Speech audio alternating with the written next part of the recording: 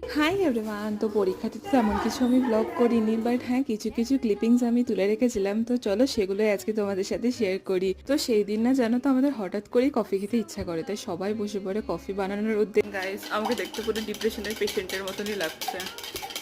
আরে আস্তে আস্তে, আমাকে দেখতে পুরো ডিপ্রেশনের পেশেন্টের মতনই লাগছে। আমি কি সুন্দর হয়েছি? दीदी आपको कैसा बंदा चाहिए? मुझे तो वैसे भी कोई बंदा नहीं है, मुझे अपने पापा ने ढूंढा हुआ ये बंदा चाहिए। तो आप रशियन बोल रहे थे। वो मेरे भैया ने बोला कि तुझे रशियन चाहिए तो बता दे। मैंने बोला नहीं मैं इंडियन हूँ, मुझे इंडियन ही पसंद है।